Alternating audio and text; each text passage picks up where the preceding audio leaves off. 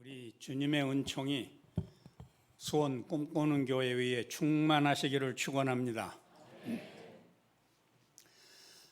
꿈은 성서에서 말할 때 꿈 그러면은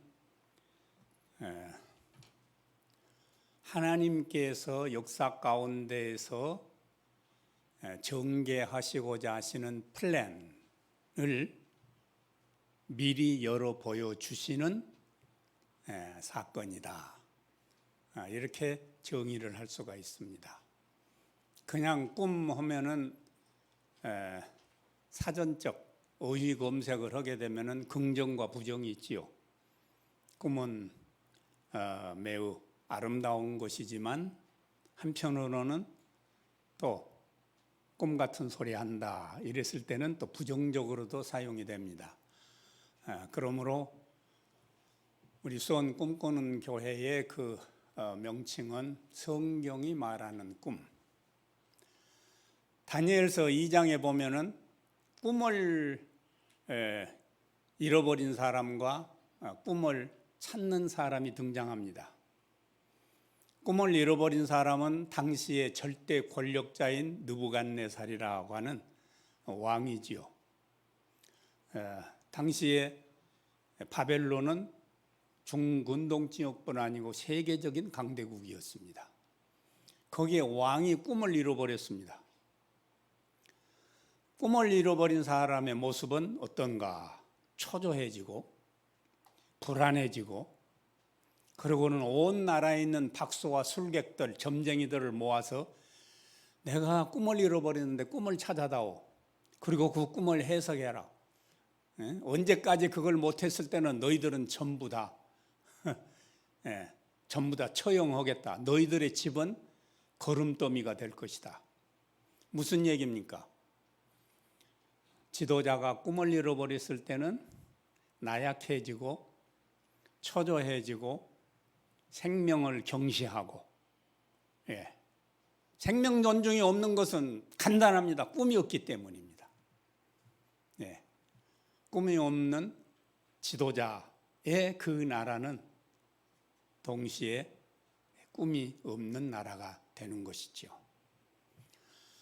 또 꿈을 가지고 또 꿈을 찾는, 꿈을 해석하는 그런 인물이 등장합니다. 그의 신분은 포로입니다. 히브리에서 포로로 끌고 온 차세대, 다음 세대 인물이지요. 다니엘과 그의 친구들입니다. 거기에 이제 리더가 다니엘입니다. 다니엘과 세 친구, 4인방이죠. 4인조. 근데 이들의 모습은 먼저 침착합니다. 왜 왕이 저렇게 서둡니까? 이렇게 말하지요. 포로 주제에 지금 감금에 있으면서, 궁중에 감금에 있으면서 그 다음에 얼마 동안의 시간을 주소서 우리가 하나님께 기도해서 왕의 꿈을 찾아내겠다 하니까 박수와 슬객들을 비롯해서 만조 백관이 다 찬성할 거 아니에요? 아이고 우리 저 왕의 저 잃어버린 꿈을 찾아준다고 하니까 그렇게 왕에게 가서 고하도록 하고, 그리고 다니엘이 하는 일은 꿈찾기 운동을 전개합니다. 친구들과 더불어 우리가 작정하고 하나님께 기도드리자. 그래서 잃어버린 꿈을 찾았습니다. 두 번째는 그 꿈을 해석을 해 줬습니다. 결과가 어떻게 됐습니까? 자기들을 포로로 끌고 왔던 왕, 현재 이게 절대 권력을 가지고 있는 그 왕이 포로 소년에게 무릎을 꿇고 절을 했다. 다니엘서가 그렇게 기록되어 있어요. 절 안 해도 되지 않아요? 참 너 지혜롭다.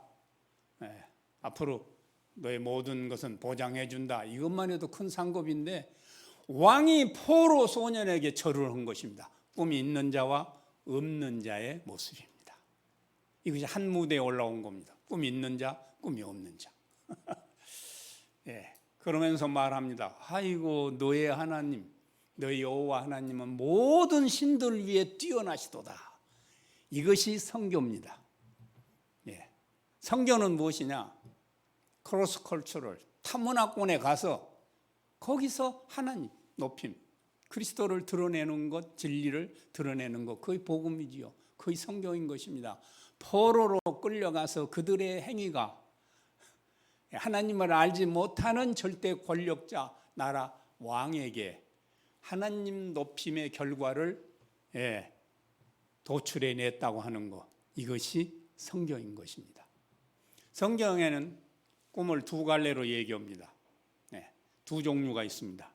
하나는 땅에 속한 이 세상의 꿈이 있고, 그 다음에는 두 번째는 하늘에 속한 하나님의 꿈이 있습니다. 먼저 땅에 속한 꿈부터 좀 한번 소개를 합시다. 땅에 속한 꿈, 세상의 꿈, 그것은 어떤 것이 있느냐? 창세기 11장에 보니까 시나리라고 하는 대평원에서 어마어마한 도시 문화가 형성됩니다. 하늘에 닿을 만큼 높은 바벨탑을 쌓기 시작합니다. 바벨탑을 건축하기 시작합니다. 그런데 그것은 하나님의 뜻과 맞지를 않아요. 하나님은 온 땅에 충만하고 번성하기를 바라시고, 자기들 이름을 내기 위해서 탑을 세우는 거, 우리 흩어짐을 막자, 홍수에도 우리가 높은 탑에서 피할 수 있다. 하나님의 심판도 우리가 피할 수 있다. 하나님의 심판이 범죄했기 때문에 내린 것이고, 그 다음에 회개해야 그걸 면할 수 있는데, 그걸 뚫고 올라가자, 저 구름 위로 뚫고 올라가자 했기 때문에 하나님께서 언어를 혼란케 해서 다 흩으셨습니다. 세상에 속한 꿈, 신할 대평원의 바벨탑 꿈. 두 번째, 예를 들면은 사무엘하 15장에 보면은 잘생긴 또 지혜로운 아주 훌륭한 청년이 큰 꿈을 꿉니다. 이름하여 대권에 도전합니다. 대권이 뭔지 잘 모르시겠죠? 대통령 꿈이라고 언론에서 그렇게 말해요. 대통령 꿈. 최고 권력자 도전합니다. 그 남자인데도 그 머리카락이 그냥 얼마나 무성한지 머리카락 묘사도 나옵니다. 성경에 보면. 그의 이름이 압살롬입니다. 집안도 좋습니다. 다윗의 아들입니다. 그가 아버지에게 도전합니다. 보호자에 도전합니다. 헤브론에서 이제 자기 그룹들을 다 모아가지고 또 그 다음에 민심을 얻습니다. 그런 다음에 예루살렘 자기 아버지에게 도전합니다. 아버지는 당할 힘이 없습니다. 궁궐도 버리고 그 성소도 버리고 도망을 갑니다. 아버지가. 비참하게 됐지요. 그러나 그것은 하나님이 원하시는 바가 아니었습니다. 하나님의 플랜에 그건 없는 것입니다. 하나님의 플랜에 도전하는 행위입니다. 세상에 속한 꿈이었죠. 신약에 볼까요? 사도행전 1장에 보면은 예수님의 제자들이 3년 동안 예수님께 훈련을 잘 받고, 그 다음에 예수님이 3일 만에 부활하셨단 말이죠. 죽었다가 산 사람이, 우리의 리더가 죽었다가 살아난 사람이 뭘 못하겠느냐? 그래 모였습니다. 예루살렘 모여서, 주님, 지금 우리 이스라엘 나라가 로마의 식민지로 있는데 우리나라가 회복해야 될 절호의 찬스가 지금입니까? 타이밍이 지금입니까? 이렇게 물었습니다. 죽었다가 살아난 능력 많으신 예수님이 그 관심 갖지 말아라. 그것은 하나님께서 작정하신 때가 있다. 하나님의 시간이 거기 있다. 너희들이 해야 될 일은 성령을 받고 예루살렘과 사마리아 땅끝까지 이르러 내 증인이 되는 복음 전달자가 되는 것이다.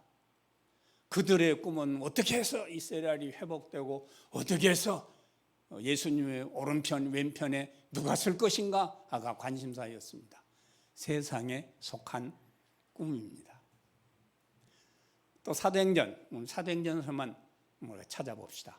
초대 교회의 모습이니까. 자, 사도행전 8장에 보면은 또 꿈꾸는 자가 있습니다. 그 사람 아주 유능했습니다. 마술을 잘 행해서 사람들이 큰 자다, 날아다니는 자다. 이름은 시몬이라고 하는 사람입니다. 그런데 예루살렘에서 어떤 사람이 와가지고는 막 복음을 전하는 거예요. 예. 그 사람은 집사가 와가지고 말이지. 예? 요새 말로 하면은 목사도 아니요 선교사도 아닌 집사가, 일개 집사가, 초대교회 예루살렘의 7 집사 중에 한 사람인 집사 빌립이 와가지고 막 복음을 전하니까 모든 사람들이 거기다 세례를 받고 막 그렇거든요. 그러니까 사마리아 성이 지금 부흥이 일어난다. 그러니까 예루살렘에 있는 사도 베드로와 요한이 우리 한번 가서 보자. 가서 보니까 과연 성시화가 된 거예요. 사마리아. 그 사마리아가 성시화가 된 거예요. 그래서 거기 가서 막 이제 또 성령 세례를 베풀고 모든 사람들이 성령 충만해서 막 능력이 막 나타나고 하니까 이 시몬이 돈을 싸가지고 어떤 주석가들은 은전이라고도 얘기합니다만 은전이라 하여튼 뭐 돈을 한 보따리 싸가지고는 베드로한테 갖다 주면서 나도 좀 그런 능력을 행할 수 있게 좀 해달라 그랬습니다. 영적인 것, 어떤 영적인 포지션, 어떤 영적인 명예, 어떤 이름, 돈으로 교환해 보고자 하는 세상에 속한 꿈입니다. 누가복음 12장에 보면은 농사를 잘 지어서 소득이 많은 부자가 하나 나타납니다. 그 사람이 무슨 속임수를 썼다든지 무슨 비료를 너무 과도하게 해서 환경을 파괴했다든지 이런 말 없습니다. 성경은 단지 그가 무슨 또 노동자들의 임금을 체불했다 이런 말 없어요. 그가 농사 소출이 많아졌어요. 싸울 것이 없는 거예요. 너무 많이 수확이 돼서. 그러니까 내 곡간을 좀 이제 확장을 하고 높게 지어서 거기다가 쌓아두고 이제 평생 먹을 것이 다 있으니까 이제 내가 해야 될 일이 무엇이냐? 먹고 마시고 즐기자. 돈 버는 사람들의 그 풍년가입니다. 먹고 마시고 즐기자. 꿈을 이루었습니까? 꿈이 아름답습니까? 그것이 우리의 목표입니까? 그런데 예수님이 말씀하십니다. 이 어리석은 부자야. 오늘 밤에 내 영혼을 내가 도로 찾으면은 그 모아놓은 것이 누구 것이 되겠느냐. 세상에 속한 꿈과 영적인 꿈은 다르다고 하는 것을 지금 암시하고 있는 것입니다. 정리해 보십시다. 세상에 속한 꿈들은 어떤 모습이냐? 유혹의 빛깔이 아름다워요. 보기에 참 아름답고 그럴듯하고 관심이 가고 우리가 좋아할 만한 그런 것들을 갖췄어요. 보암직하고 먹음직하고 지혜 있을직하단 말이지요. 단지 우리 육신만이 아니고 우리 영혼도 풍요롭게 할 수 있는 것이 보이는 것이에요. 이거 세상에 속한 꿈이에요. 그 다음에 세상에 속한 꿈은 또 어떤 특징을 가지고 있느냐? 반드시 깨어진다. 그래, 그게 헛되고 헛된 것이죠. 전도서에 나온 것처럼 헛되고 헛된 것이에요. 정몽준이가 쓴 책이 꿈은 이루어진다 그런 책이 있어요. 직접 사인해서 제가 하나 받았는데 꿈은 이루어진다. 근데 그가 무슨 월드컵인가 뭔가 그걸 뭘 할 때 자기가 꿈을 이뤘는지 모르지만 그때도 꿈은 이루어진다 그런 표가 나왔습니다. 그게 또 대권에 도전하려고 그러는데 그 꿈은 이루어지지 않았지요. 그러니까 세상에 속한 꿈은 깨어지며 설사 그걸 이루었다 할지라도 일시적이다. 이 특징이 있어요. 이건 모든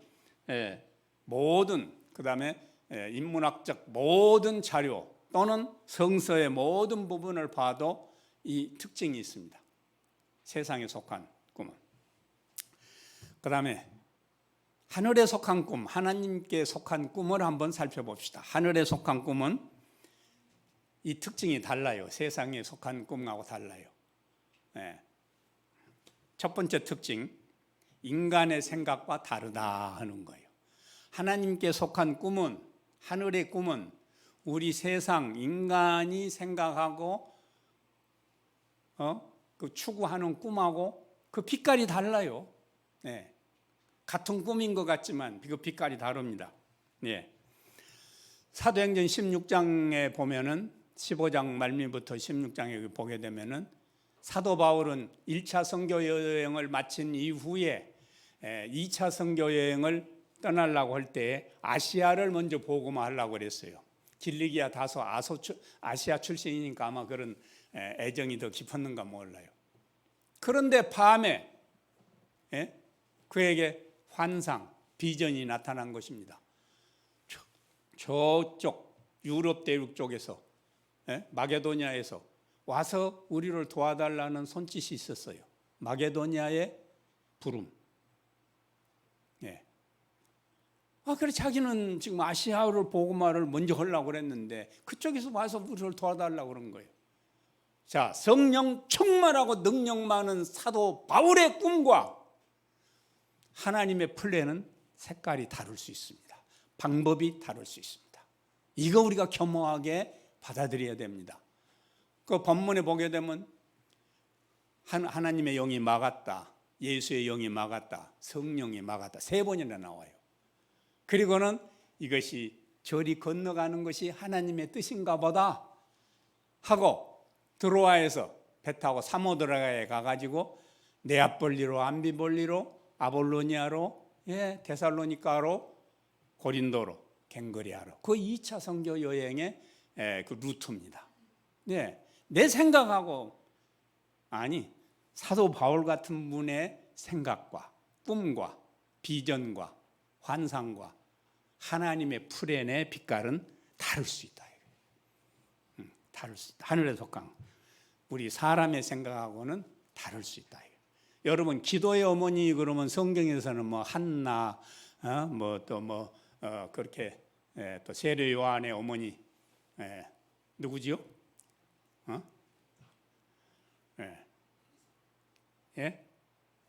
엘리사벳. 엘리사벳. 우리 나이 돼봐요. 이렇게 자꾸 깜박깜박. 엘리사벳, 또 마리아, 다 기도의 어머니들 아니에요? 근데 교회사에서 기도의 어머니 그러면은 아우구스티누스의 어머니 모니카를 꼽습니다.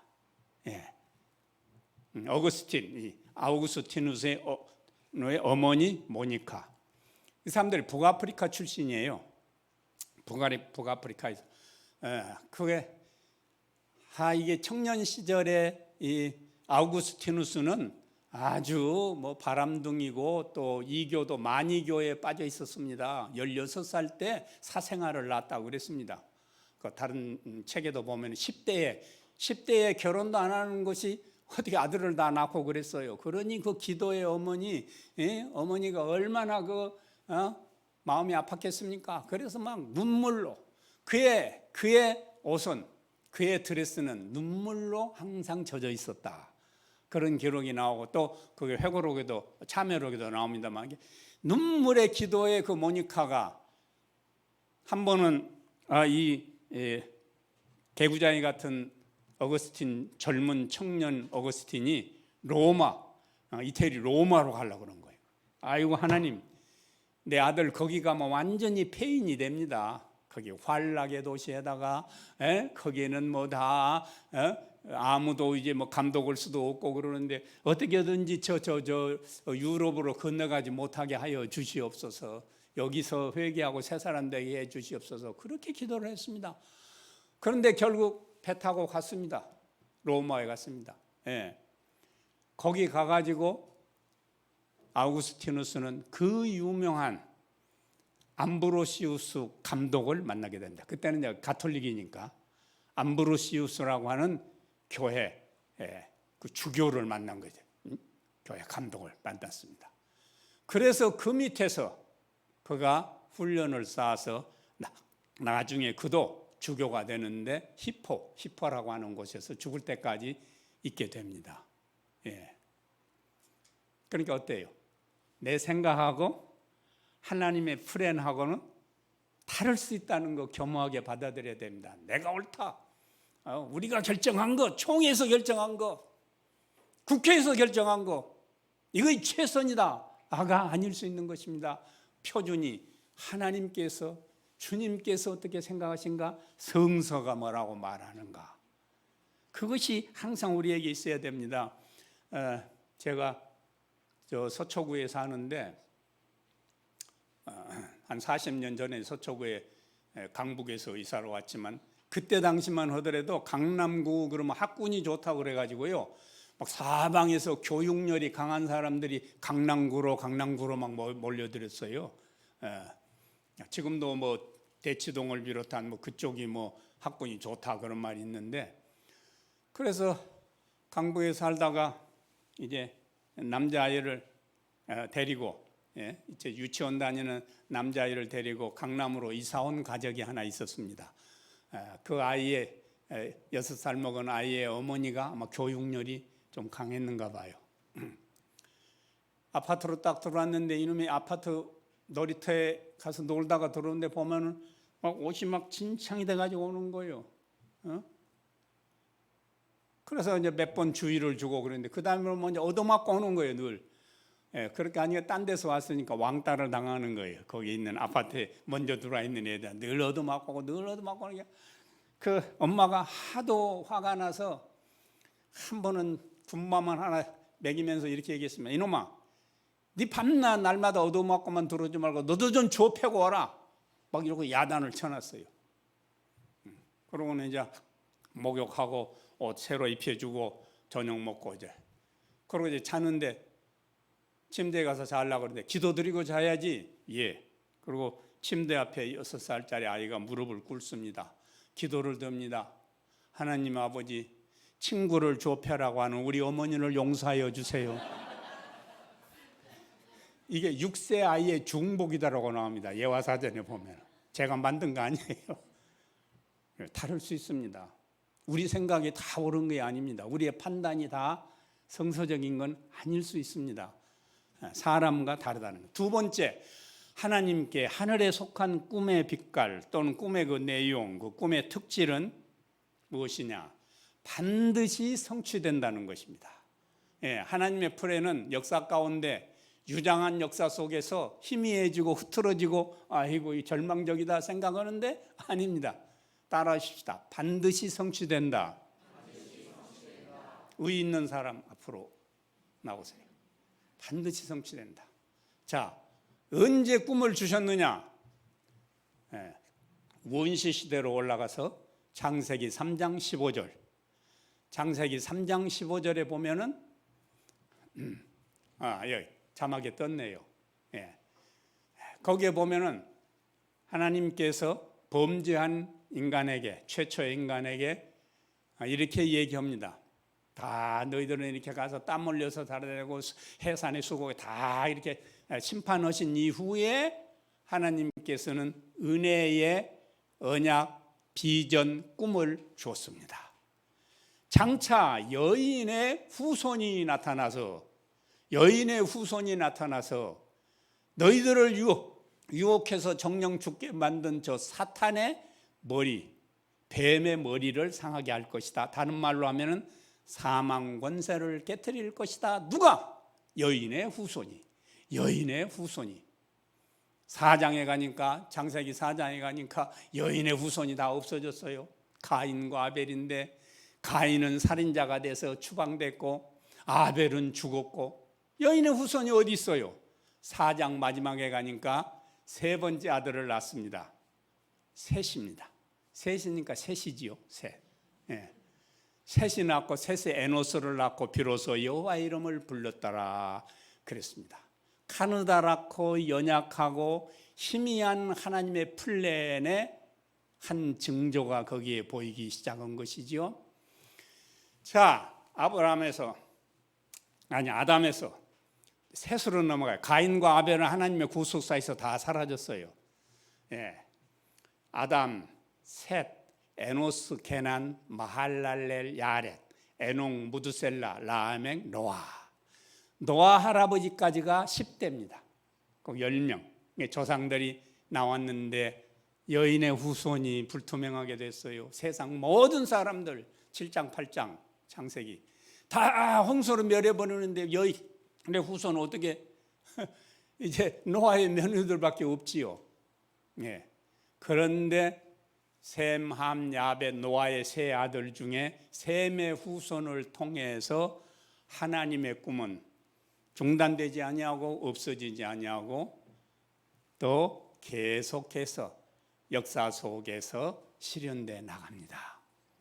예, 노아에서 마태복음 1장 1절에 나오는 아브라함까지는 1장 2절부터 나오는 아브라함에게까지는 또 10명이에요. 10명의 조상들이 있어요. 예. 자, 노아, 셈, 아르박사, 셀라, 에벨, 벨렉, 누, 수룩, 나올, 데라, 아브라함 11명이는 게 노아는 아까 10 들어갔으니까 셈에서부터 오면 10명 되니까 아브라함이요. 아브라함은 노아로부터 20대 손이요. 아니 신할 광야에서 언어를 혼란하게 해서 다 흩어지게 해버리고 하나님은 손 씻고 서늘한 에덴 동산이나 이렇게 산책 오면 좋을 것 같지 않아요? 아니에요. 예, 12장에 보니까 이 암담한 세상에 예명의 아침을 열어주는 아브라함을 무대에 올려놓습니다. 아브라함. 그럼 아브라함이부터는 여자의 후손이 순탄한가요? 아브라함부터가 딱 브레이크가 걸리는 거예요. 딸도 못 낳아요. 예? 사라가. 그래가 이제 말년에 해서 이삭 하나를 낳고는 바로 죽습니다. 예, 21장에 이삭이 태어나고 22장에 모리아 그 번제가 있고 23장에 함많은 여인 사라가 죽습니다. 예. 그 여인의 후손 또 어떻게 해야 되느냐? 예. 그러니까 아브라함에서부터 나가는 걸 한번 봅시다. 아브라함은 이삭을 낳고 이삭은 야곱을 낳고 야곱은 유다와 그의 형제를 낳고 12이지요. 근데 유다는 어떻게 해요? 다말에게서 그렇게 나와요. 그 아내 이름이 나와요. 근데 아내가 아니에요. 다말이 유다의 아내가 아니에요. 예. 차마 여기서 얘기를 못 하겠어요. 여러분 찾아보세요. 집에 가서. 세상에 이런 족보가 어디 있습니까? 없습니다.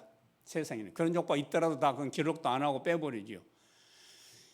창세기 3장 15절에 꿈이 이루어지기 위해서 하나님께서 역사를 섭리하시는 방법입니다. 그게 우리가 선하고 우리가 잘하고 착한 일을 했기 때문입니까? 아니에요. 하나님의 은혜와 사랑 때문에 한 번 하나님께서 세워주신 한 번 주신 그 꿈을 하나님께서 책임지고 이루시기 위해서 그렇게 하시는 것입니다. 예. 베레스와 세라를 낳고 베레스는 헤스론을 낳고 헤스론은 남을 낳고 남은 아미나답을 낳고 아미나답은 나손을 낳고 나손은 살몬을 낳고 살몬은 라합에게서 보아스를 낳고 라합이 누굽니까? 라합이 여러분 선입견을 버리세요. 라합은 가나안 여인입니다. 그보다 더 하나님 편에서는 치욕스러운 것이 없습니다. 왜? 신명기 7장 우리 천강도사님이 신명기 이제 강의 설교 들어가대요. 제가 기대를 합니다. 예, 제가 우리 조 목사님하고 천강사님 설교는 다 듣습니다. 예, 웃으시는 이유를 모르겠어요. 7장, 신명기 7장에 보게 되면은 가나안을 들어가서 7족속을 전부 진멸하라. 하나님 피도 눈물도 없어요.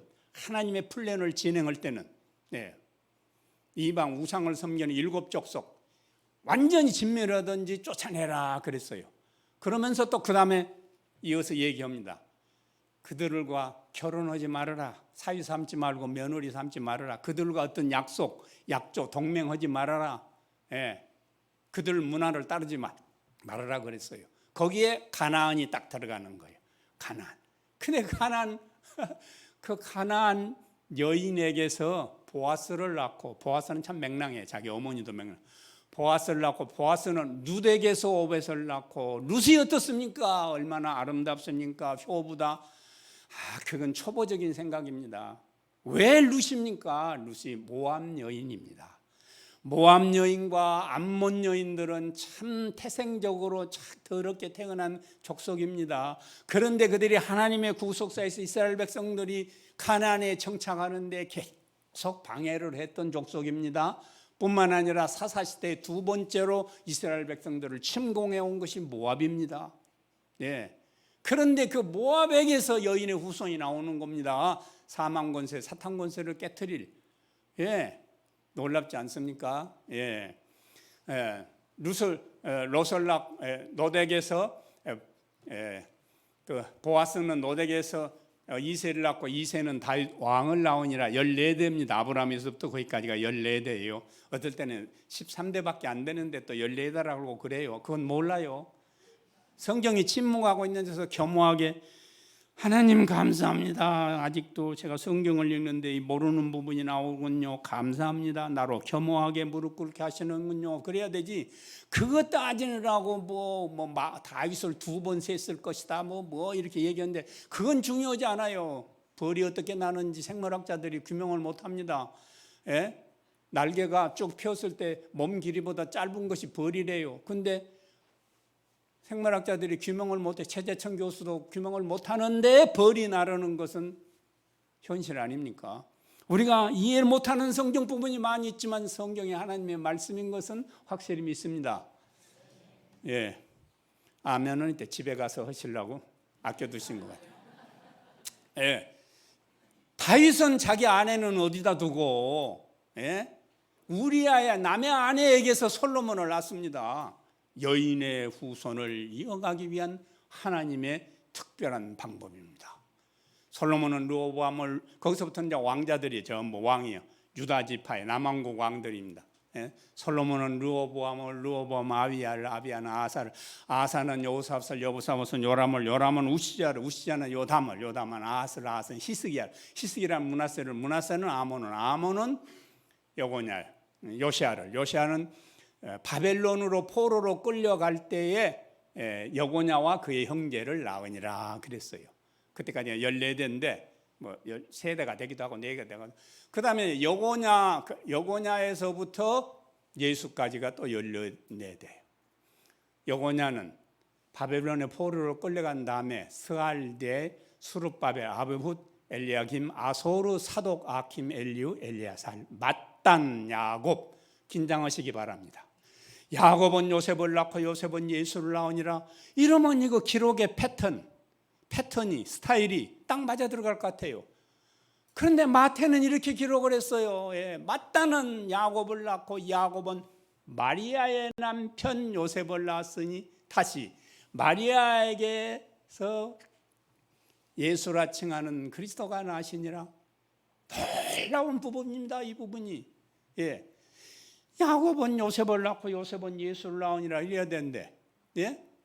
야곱은 마리아의 남편 요셉을 낳고 마리아에게서 그리스도라 칭하는 예수가 나시니라. 다시 올라갑시다.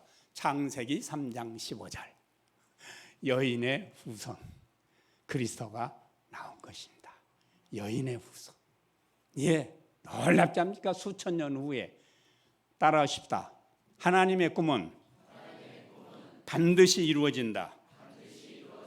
예, 결론은 심플합니다. 그러면 어떻게 빛깔을 구분할 것이냐? 내가 꿈을 가지고 있는데, 우리 교회가 꿈을 꾸고 있는데 이것이 세상에 속한 꿈인지 하나님께 속한 꿈인지 그 어떻게 빛깔을 구분할고? 예, 이것이 현실적으로 우리에게 오는 도전입니다. 그게 오늘 본문입니다. 마음을 새롭게 해야 됩니다. 예? 고정관념의 노예가 되지 마시고 마음을 새롭게 함으로 변화를 받아 하나님의 뜻을 분별하라. 어떤 뜻? 선하시고 기뻐하시고 온전하신 뜻. 이것을 분별하는 지혜. 그것이 지금 내가 우리 공동체 수원 꿈꾸는 교회가 꿈꾸고 있는 이 꿈이 세상에 비중이 있는가? 하나님께 비중이 있네. 분별할 수 있는 지혜가 나온다. 예. 자, 그러면 하늘에 속한 꿈을 가진 자는 어떻게 살아야 될까요? 그리스도의 생애가 우리의 모범입니다. 야곱을 본받자, 요셉을 본받자, 그것은 피상적인 것이죠. 온전한 것은 예수 그리스도. 예수 그리스도께서 보여주신 갈릴리의 삶, 예수 그리스도께서 보여주신 광야의 삶, 예수 그리스도께서 보여주신 십자가와 부활의 삶, 그것이 우리 교회의 목표가 되고 우리 꿈의 빛깔이 되는 것입니다. 그러기 위해서는 좀 기다림이 필요해요. 당장 되지를 않아요. 우리가 이제 1년, 2년 차 우리 수원 꿈꾸는 교회가 이제 접어들었습니다만은 하루아침에 뭐 되는 게 아니에요. 창세기 25장에는 아브라함이 죽습니다. 창세기 25장 아브라함이 죽는데 그의 후처 가운데, 사라가 죽은 이후에 후처 그두라의 아들 중에 미디안이라는 거 있어요. 그 미디안이 이렇게 동방으로 아래로 내려갔다는 기록이 나옵니다.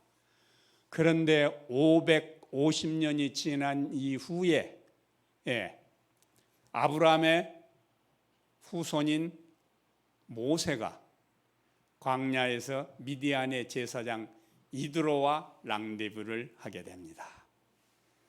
성경을 보면 얼마나 놀라운 일이 많이 생긴지 몰라요. 저도 책을 좀 많이 읽은 사람인데요.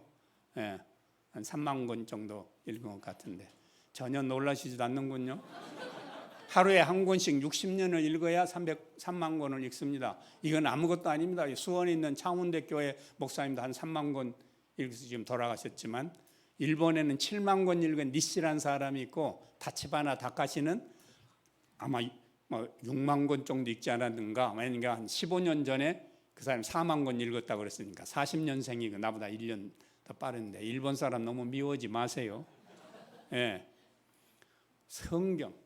나는 우리 수원 꿈꾸는 교회 홈페이지를 보면서 이렇게 하나에서 10가지 성서의 기반 위에 든든하게 서 있는 교회가 얼마나 있는가, 한국 교회. 그래서 제가 늘 은혜를 받습니다. 늘. 그래서 한 번 듣는 걸로 끝내지 마시고 1부 예배 참석했으면 2부 예배 참석하시고 그렇게 해서 자꾸 반복해야 됩니다. 반복해야지 내가 기초만 알아가지고 내가 책을 사가지고 공부를 해야 되겠다 이렇게 하시지 말고 자, 꿈꾸는 교회 우리 공동체 1만 성도 파송의 꿈으로 이렇게 열매 맺은 거 아닙니까? 이제 우리의 씨앗이 또 이렇게 번성해 가는.